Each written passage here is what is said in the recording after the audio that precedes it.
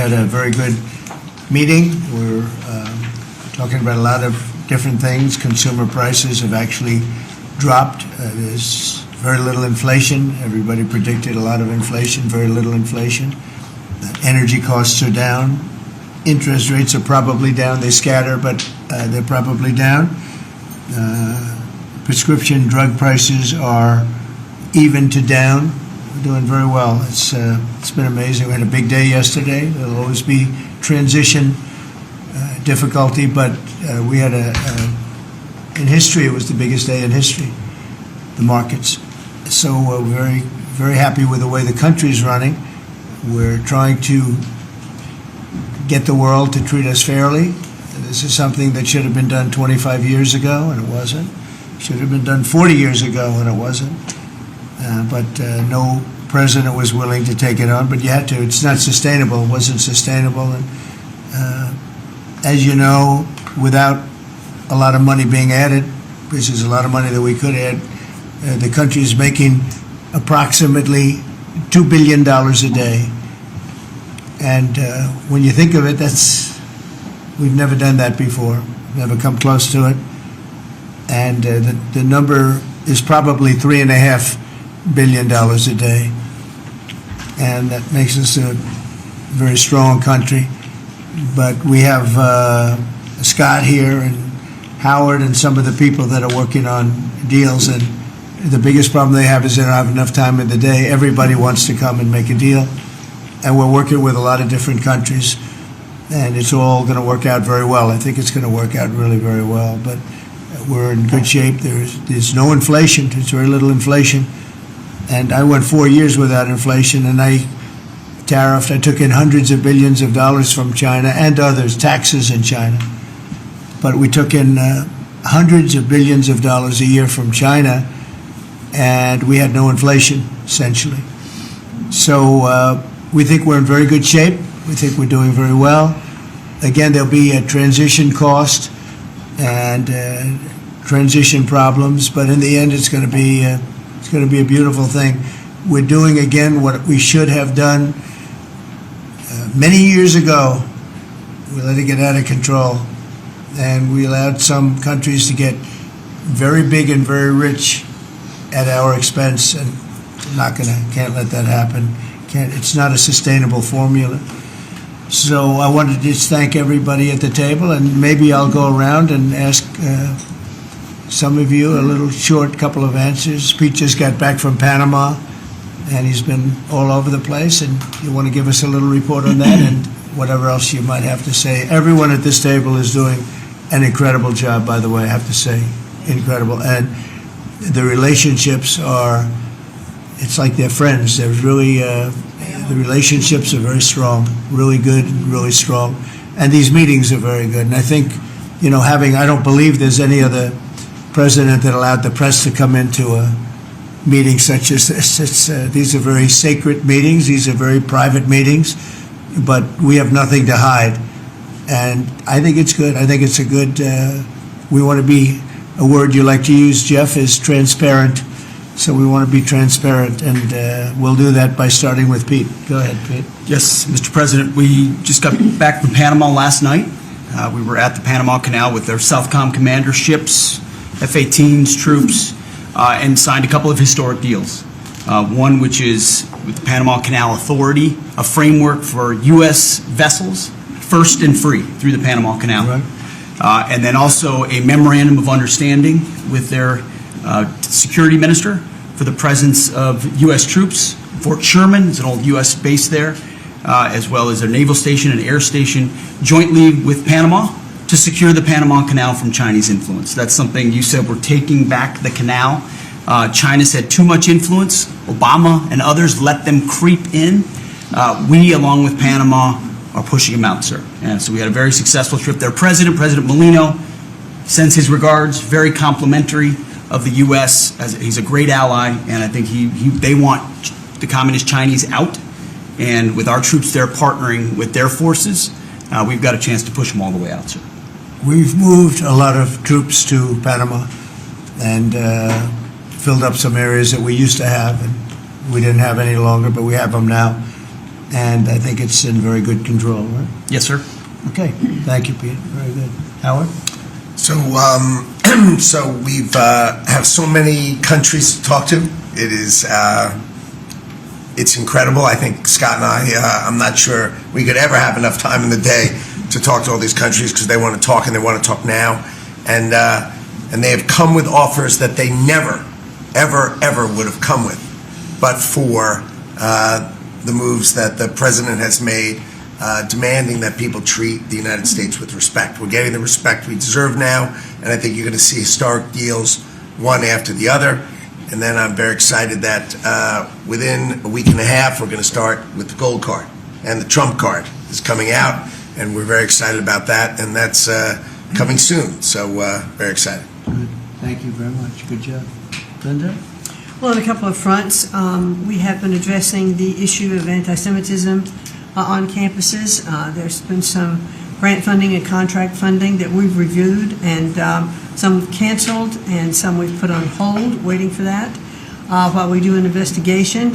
On the other side of what my responsibilities are and having education go back to the states, we're meeting and talking with governors. I was with, this week, all 50 commissioners of education around the country, and because we also want to provide them with tools and best practices as education does move back to the states. Making great progress, great response from the states, and very positive. And what about colleges? You're holding back $400 million from Columbia. From Columbia. $8 billion from Harvard. Can you imagine the money we pay Harvard?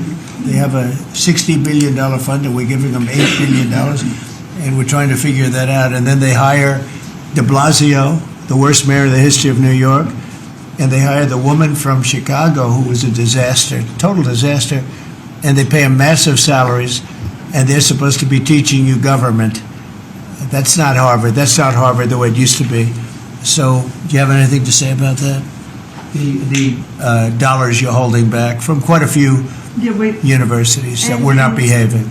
Yeah, and the other, there's some Princeton, Cornell, others that are coming in, and actually getting calls now from the presidents of the universities who really do want to come in and sit down and have discussions. And so we're investigating them, but in the meantime, we're holding back the grant and the fund money. Okay. Great job. Thank you. Very thankful for the House voting for the President's budget resolution along with the Senate bill. Made a ton of progress this week in working with members to ensure that a desire for flexibility in the Senate was not misconstrued as a desire not to slow and do spending reforms. And so we're very thankful for that. And now we can get after writing that bill, getting the President as big a package of his agenda to his desk. So very good week. Good.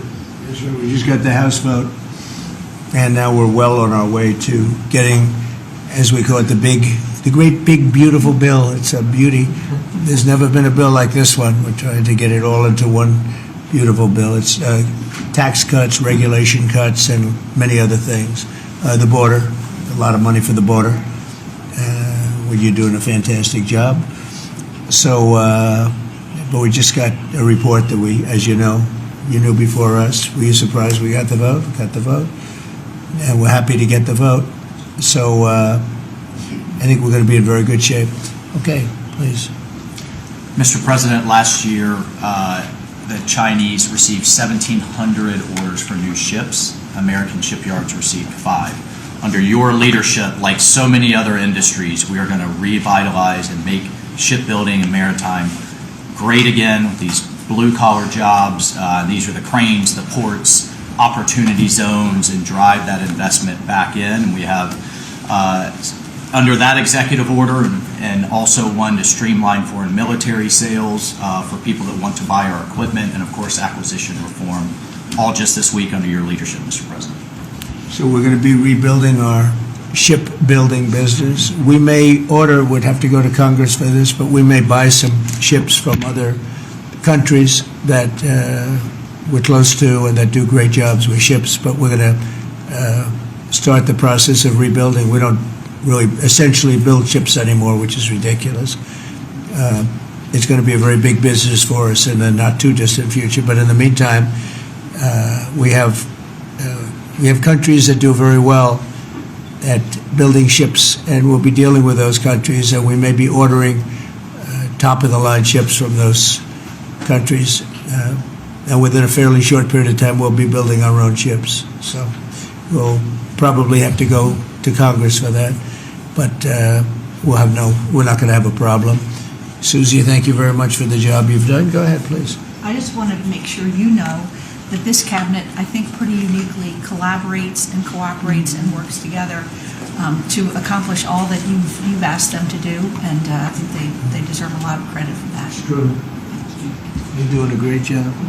The chief of staff, doing a great job. Lee, go ahead. Mr. President, the Biden EPA was strangulating the economy. The Trump EPA understands it's not a binary choice. We can protect the environment and grow the economy. Working with Doge and Elon Musk, we've now canceled $22 billion worth of grants, and we have launched what is the largest deregulatory action in the history of the country, just in one agency. That's how much of a mess the Biden EPA left us. It is going to end up reducing the cost of living. It's going to create jobs. It's going to make it easier to purchase a car. It will be easier to heat your home. We're proud of this effort. The effort that we have is fulfilling the mandate that you earned from the American public. Clean air, land, and water for all Americans, unleashing energy dominance, permitting reform, advancing cooperative federalism, making America the AI capital of the world, and bringing back American auto jobs. When you called me that day asking for me to take this position, I was honored. And you were very specific and clear in what you wanted us to accomplish.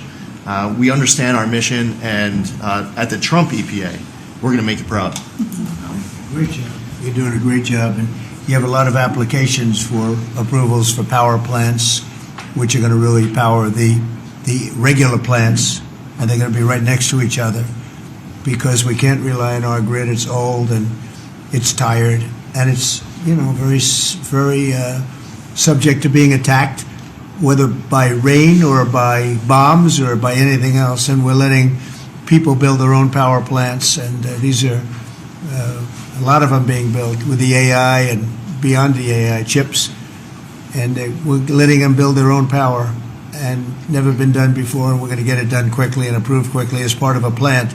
They'll have a sort of be their own power company, and it's very exciting. They couldn't believe it when I told them that. I said, we're going to get you the approvals very fast as part of your regular plant.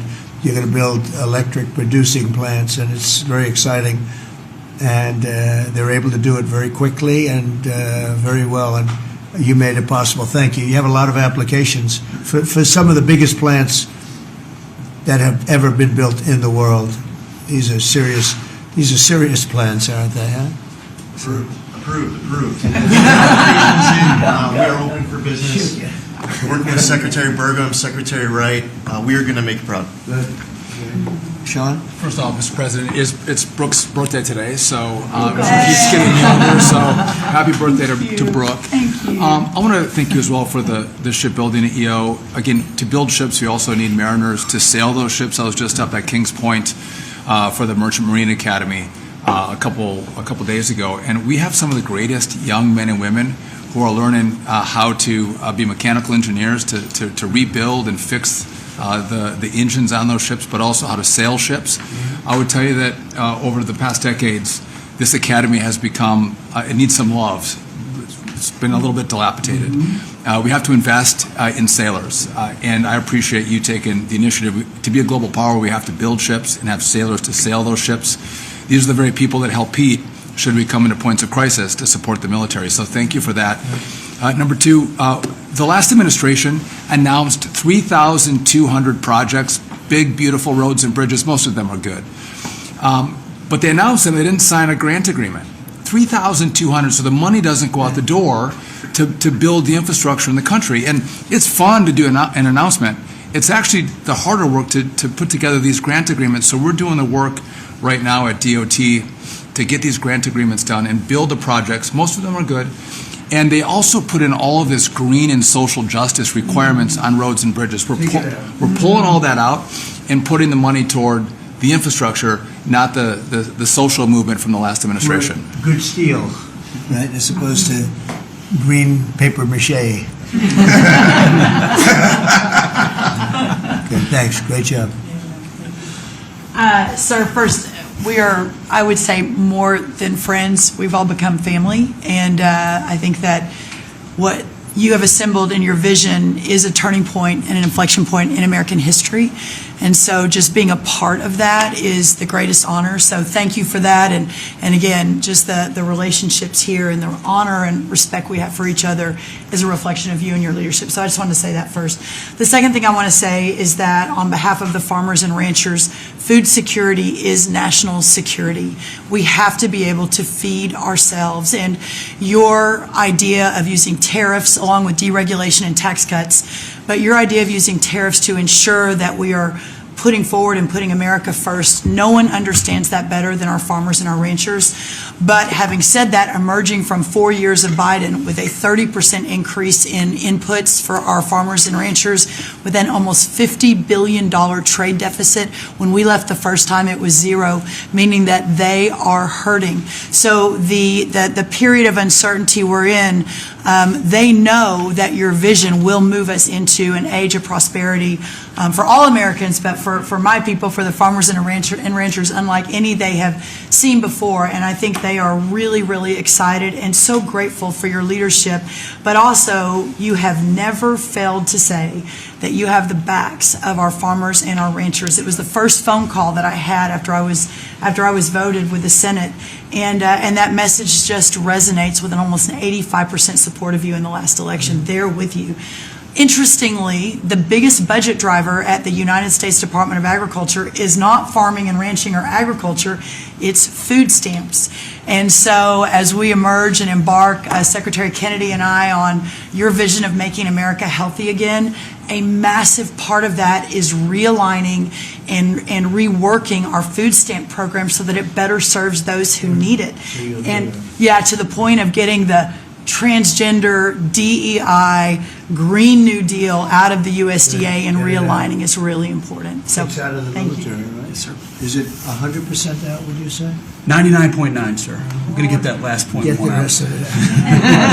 But thank you, sir. We've got a much different military, I will tell you. Thanks very much, good job. And eggs are down, Eggs are big, down. right? Yes, Big. yes, sir. Wholesale prices. Retail will come. Easter is the Super Bowl for eggs. So, there may be a little fluctuation, but no, we feel really good about it. Thank you. That's what I hear. Thank you. Thank you. Good. I'd echo what Howard said on the trade queue, that we've got over 75 countries that want to come in. So it'll be Treasury, Commerce, Jameson at USTR, and we're putting a process in place. And as you said, you're going to be part of the negotiations too, because I've had these countries call me up and the Secretary Bessem, we're happy you're going to be negotiating. I said, well, President Trump's going to be involved too. Every So detail. bring your best deal on the budget. It's moving quickly in the House and the Senate, thanks to your leadership. We're also going to have debt ceiling in there, so we're going to get an increase in the debt ceiling. And that will be the done and dusted for Part of the bill that we just got to vote on today. So part of the bill. It'll be done and dusted for 2 years. We won't have to worry about that. And then I gave a speech yesterday to 1,400 small and community bankers, and they were so happy to hear from your administration.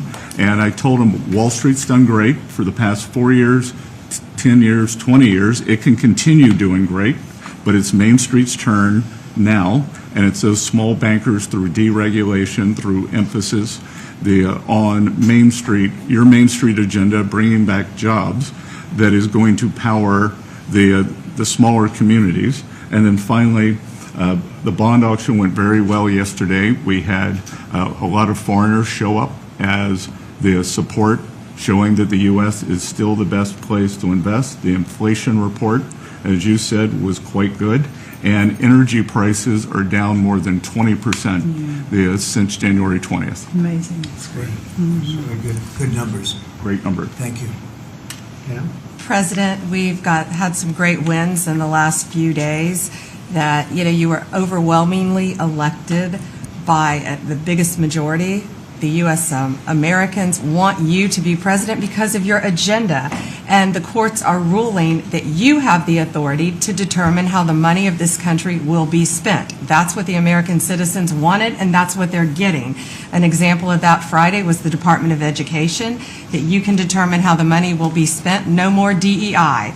And that impacts every agency across the board. On the civil side again, NLRB. We had a big win in the Supreme Court there. OPM, a big win there. But also 16,000 workers there. But also on the criminal side, the Alien Enemies Act. We are winning there. And, your directive to me was to keep America safe, and that's what we're doing. Whether it's the alien enemies, all of these gangs, and they are enemies of our country. They are terrorists, they are organized crime, they have come here, they are extremely organized, they are spread throughout our country, and they are creating terror. And no more under your directive.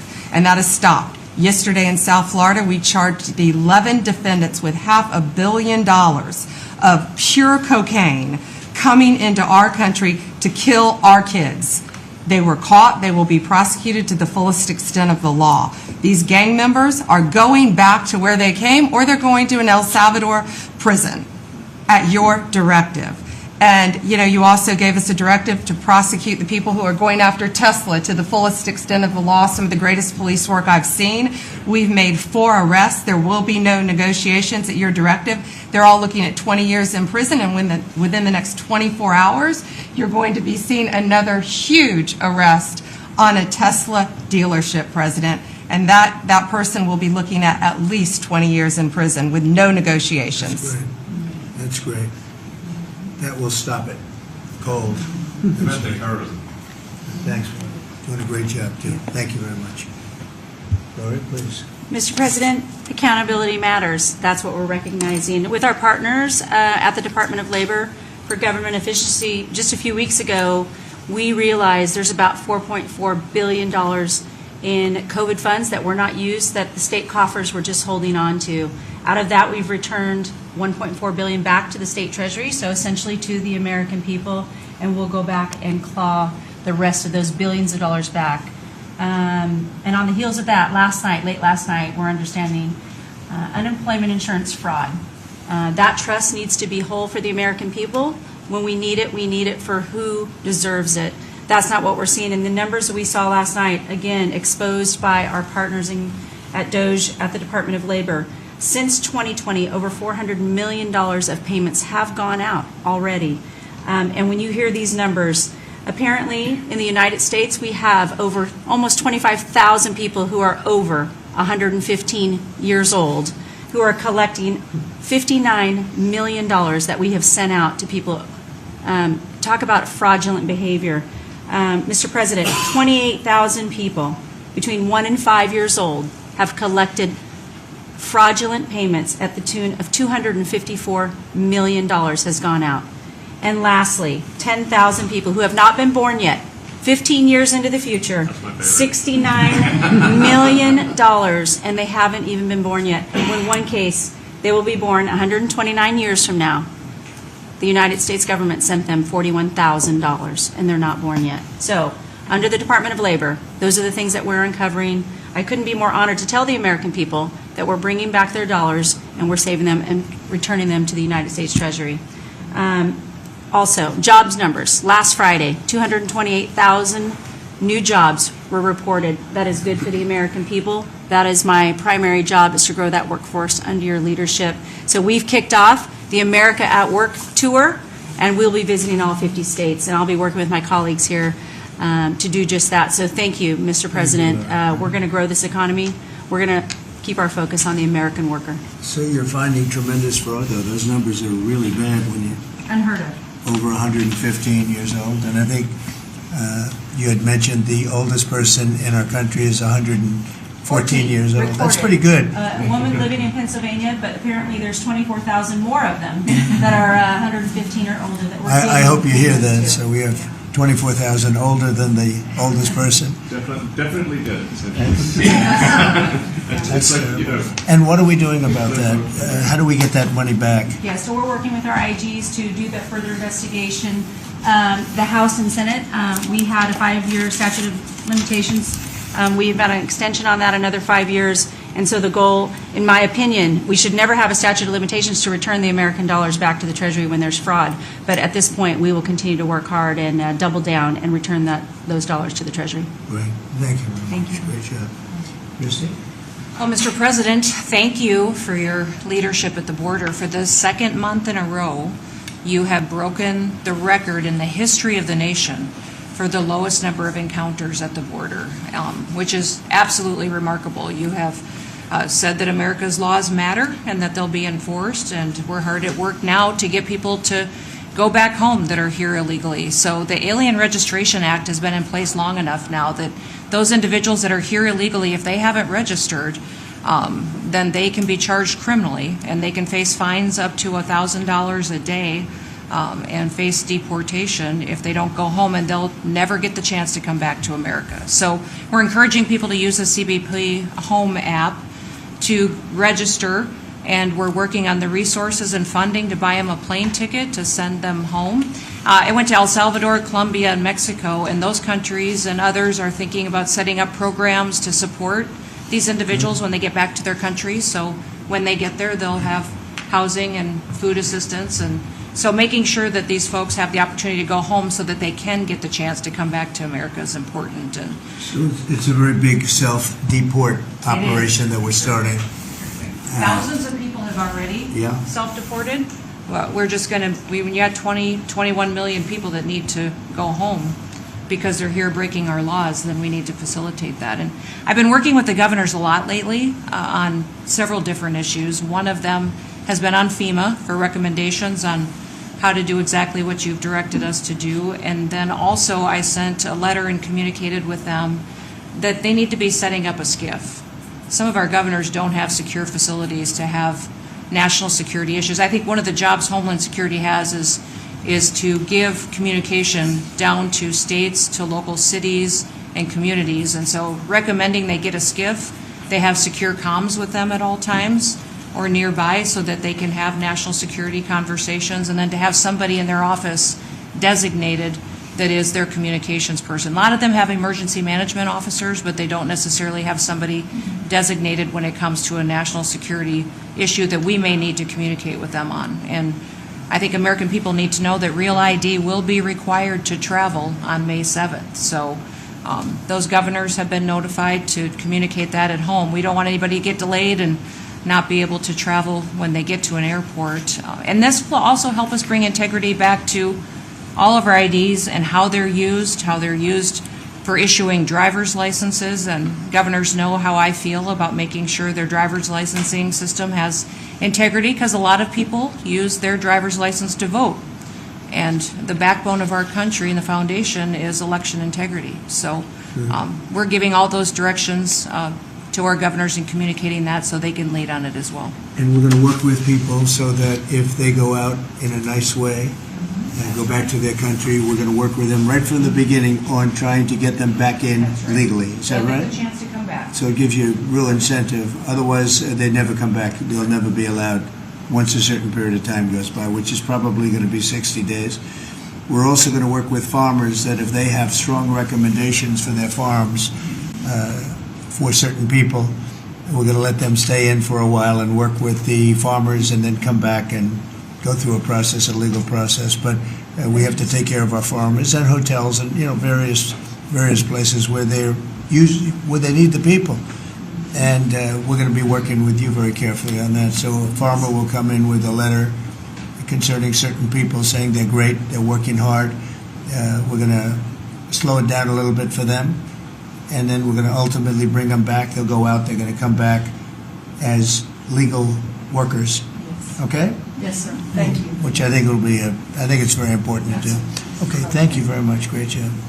Jameson, I watched you testify for the last Yeah, he did. couple of days. You were on every night at 3 o'clock in the morning. And you did great. You were fantastic. Thank you very much. It's just what I like to do for fun, sir. You've been keeping us very busy. Last week, you started a reordering of international trade, something that hasn't happened for 80 years, something that should have happened decades ago. And you know that. You've known that for a long time. That's why you have us all working on this. You came into an emergency situation where President Biden left us with a $1.2 trillion trade deficit. It's the largest of any country in human history, the largest. So you declared an emergency, you took You action. would say the largest in history, right? In history. There's never been anything like what he left us. He left us a mess. His whole administration was a mess. So go ahead. So you declared an emergency, you imposed a trade action, so now you have a tariff on the world, it promotes U.S. manufacturing, it protects U.S. workers, and you've also given room for negotiation during this time so we can open export markets for our farmers and other producers and American workers. And this is why the unions vote for you, this is why the workers vote for you, this is why the families want you to be the president, because you're standing up for American workers and American communities. We've had countries come in over the past couple of weeks that represent more than half of global domestic GDP, more than half. That's who's coming in to talk to you and to your advisors about how to have reciprocal trade, how to have fair trade. Would have happened without you. Thank you very much. Great job. Lovely line. Well, thanks to your fantastic leadership, this amazing cabinet, and the very talented Doge team, I'm excited to announce that we anticipate savings in FY26 from reduction of waste and fraud by $150 billion. And I mean, and some of it is just absurd, like people getting unemployment insurance who haven't been born yet. I mean, I think anyone can appreciate whether, I mean, come on, that's just crazy. You know, some of these things, people ask me like, well, how are you going to find waste and fraud in the government? I'm like, well, actually just go in any direction. That's how you find it. It's very common. it's, as the military would say, target-rich environment. So I think we're doing a lot of good in excellent collaboration with the cabinet to achieve these savings. And it will actually result in better services for the American people, and that we're going to be spending their tax dollars in a way that is sensible and fair and good. And your people are fantastic. In fact, hopefully they'll stay around for the long haul. We'd like to keep as many as we can. They're great, smart, sharp, right? Finding things that nobody would have thought of. Very computer savvy. Yeah. We're working with hard to get the Trump Gold Card operational, hopefully in the next week or so. That'll be great. That'll be very exciting. It's Really exciting. That's a pathway to citizenship into the United States. It's a big deal. Yep, it's a big deal. Thank you very much. Great job you're doing. Thank you, sir. Thanks to your leadership and setting the mandate of transparency and accountability across the U.S. government. I'm bringing that transparency and accountability to the intelligence community, first and foremost, to make sure that you and your cabinet have that real-time, relevant, apolitical, objective intelligence to best inform, whether it's negotiations for peace, negotiations around tariffs, the great work that you are leading around the cabinet today. Secondly, working with Department of Homeland Security and the FBI to increase our information sharing to achieve your goal of countering the narcotic trafficking and our ability to go after cartels now designated as foreign terrorists. I met with the National Sheriff's Association this week, being able to work to make sure that the information that they are getting on the ground, that local law enforcement is getting on the ground, is being fed back up through to our National Counterterrorism Center, and that we have all of the federal agencies, state and local law enforcement, all on the same page as we are working to make our country safe again. And lastly, sir, as you know, declassification and rooting out weaponization and politicization of the intelligence community is a huge priority. You know more than anyone else the very dangerous and negative consequences of that. I've got a long list of things that we're investigating. We have the best of the best going after this. Election integrity being one of them. We have evidence of how these electronic voting systems have been vulnerable to hackers for a very long time and vulnerable to exploitation to manipulate the results of the votes being cast, which further drives forward your mandate to bring about paper ballots across the country so that voters can have faith in the integrity of our elections. And lastly, we've been scanning. I've had over 100 people working around the clock to scan the paper around RFK, Senator Robert F. Kennedy's assassination, as well as Martin Luther King Jr.'s assassination, These have been sitting in boxes in storage for decades. They have never been scanned or seen before. We'll have those ready to release here within the next few days. That's great. Bobby, how do you feel about that? That's hitting, I'm very gratified to hear. That's hitting close to home, isn't it? Yeah, When you think, I'm Yeah. thinking about Bobby when that statement's made. I'm very grateful to you, Mr. President. And you'll let Bobby see some of this because, it's very personal stuff. But it's time. I've asked him, and his response is, put it out. The world needs to know the truth. And his uncle that's been out, and anything that hasn't been out, they can go to your offices and see, right? Everything that we have within our possession, it's either online or it's physically at the National Archives and Records Agency. We also have hunters going out, Mr. President, and looking in the storage lockers at FBI and CIA and other agencies, specifically to find if there is anything else that has not been reported. We're actively going out and trying to search out the truth. Okay. Yeah, we want to get it all out. Yes. 100%. Good. Thank you very much. Good job, guys.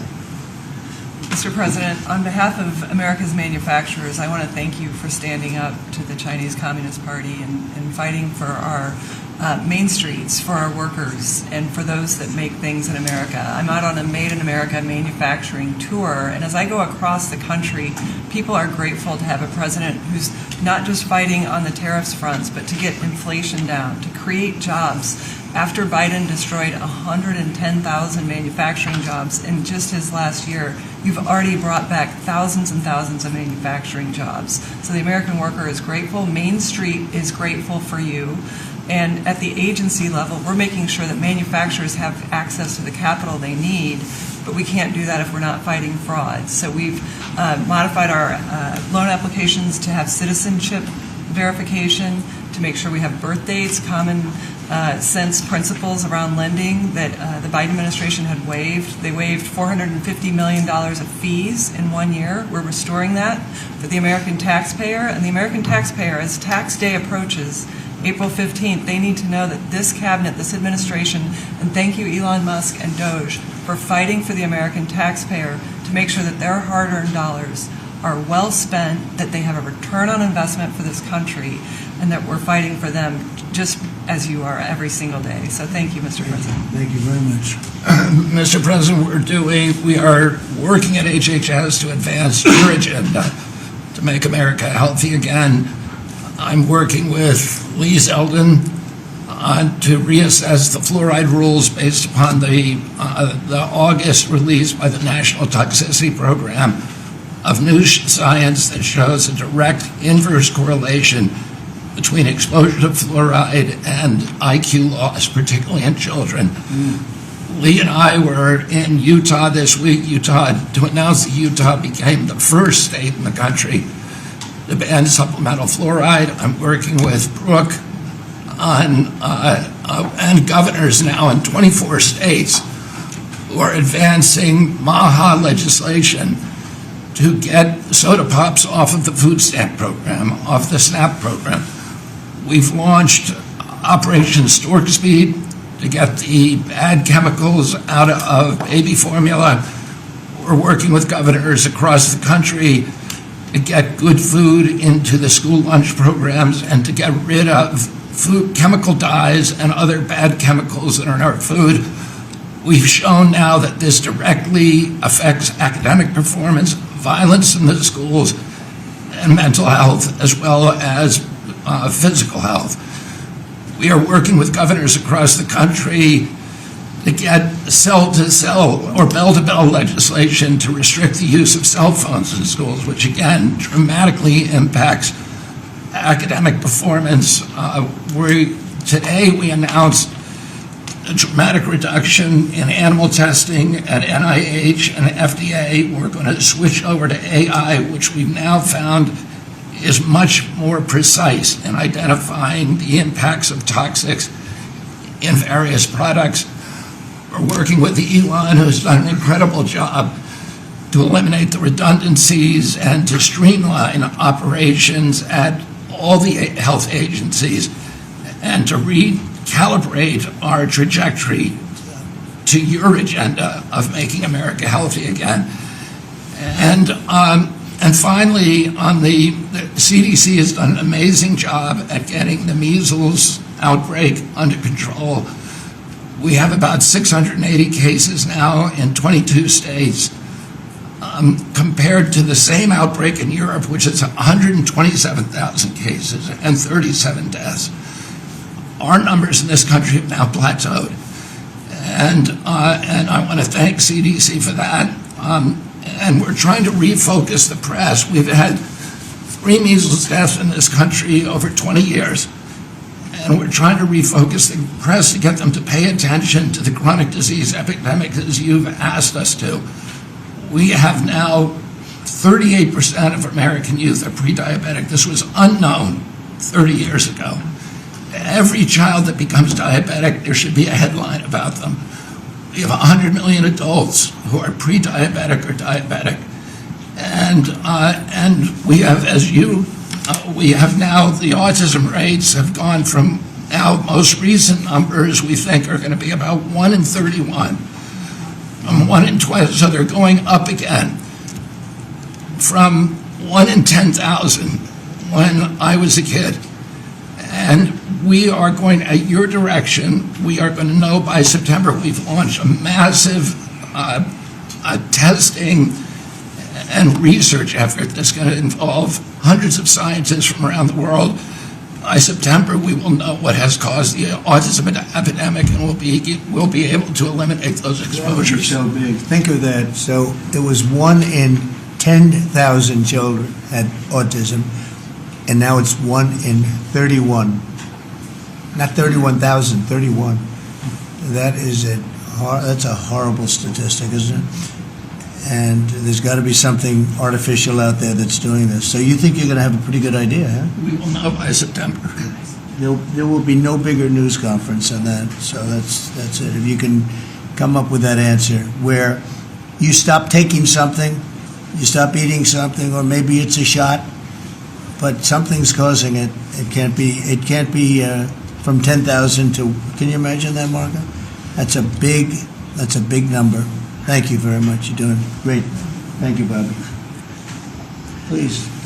Well, Mr. President, one of your primary administration goals is to make sure that we unleash American energy, and of course the strategy behind that is when we do that, it helps make it more affordable for all Americans. Energy isn't just industry, it is the foundation of every other industry, whether it's food, manufacturing, clothing, transportation. And then also when we've got the ability to generate and not just be energy independent but energy dominant, then we have the opportunity to sell energy to our friends and allies versus them buy it from our adversaries. And our adversaries were funding terrorism and conflicts against our allies by their oil and gas sales that were going through a Swiss cheese set of sanctions. So with your creation of the National Energy Dominance Council, over half the people at this table serve on that. Everyone has been engaged, whether it's interactions with negotiations with other countries, with putting sanctions in place that actually work, with cutting deregulation, working on biofuels, building infrastructure for transportation. There's a whole range of things that are being tackled. But when the outcome of all that is that the Biden administration was restricting supply, you're increasing supply. When you increase supply, then prices start to come down. And we have a huge opportunity to do this. Just in interior alone, there's 500 million acres of surface, 700 million acres of subsurface, and 2.5 billion acres of offshore.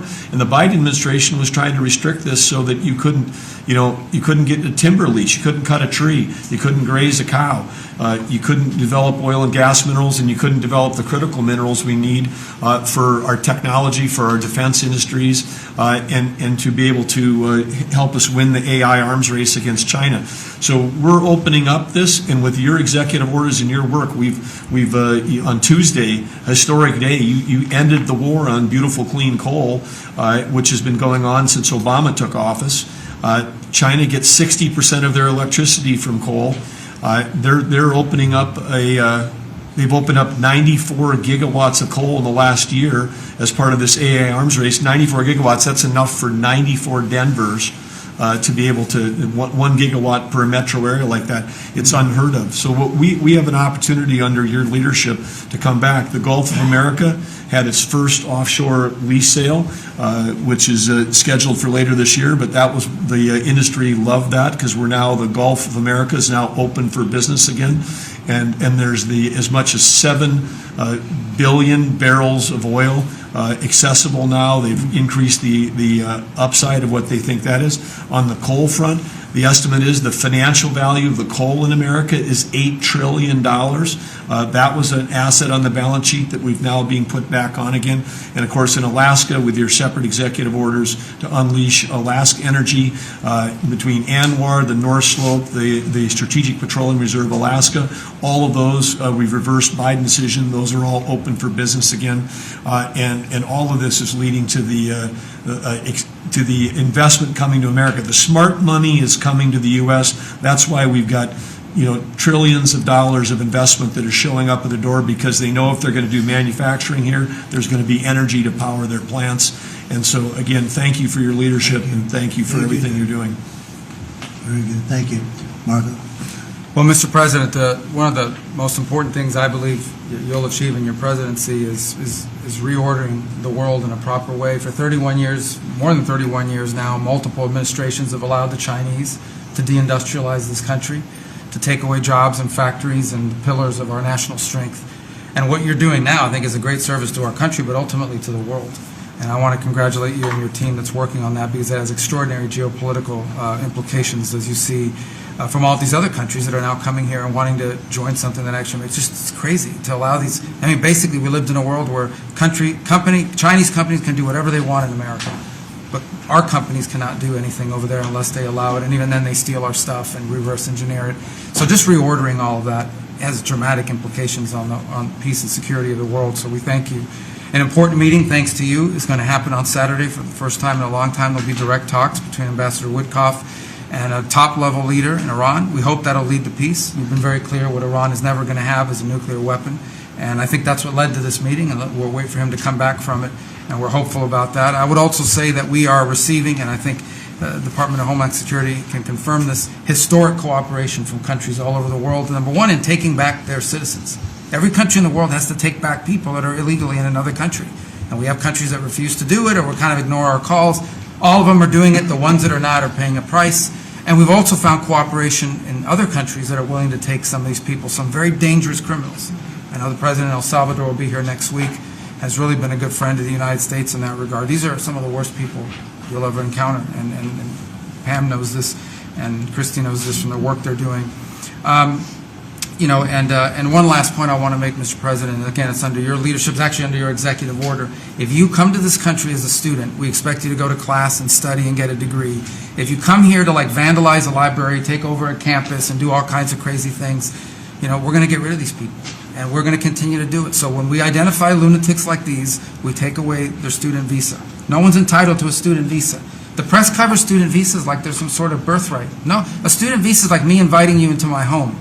If you come into my home and put all kinds of crap on my couch, I'm going to kick you out of my house. And so, that's what we're doing with our country, thanks to the President. And last but not least, very important development this week, but both Pam and I were very excited.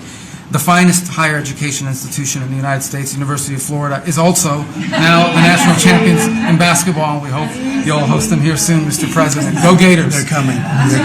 Good for the SEC. They're coming, guys. Congratulations. Well, thank you very much. You're really doing a great job. We appreciate it. Any question?